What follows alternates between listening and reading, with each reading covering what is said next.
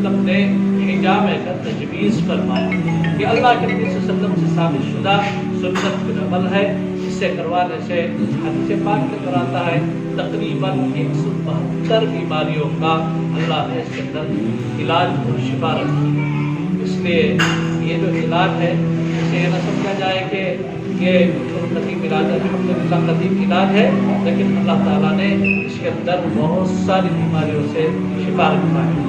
और खुसूसियत के साथ हाई ब्लड प्रेशर है, हाइपरटेंशन है, फिर उसके बाद जोड़ों का दर्द है, ऐसी बहुत सारी बीमारियों का इसके अंदर इलाज है।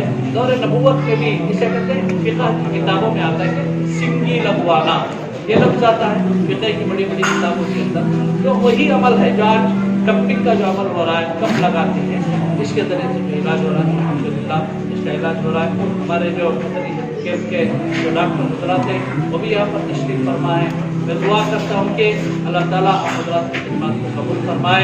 रहमतपुर के हज़रात मुख्तलिफ़ मौक़े पर इस तरह की खिदमत सरअंजाम देते रहते हैं।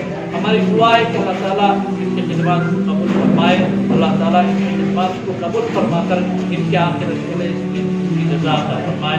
आमीन व आखिर दावाना अल्हम्दुलिल्लाह।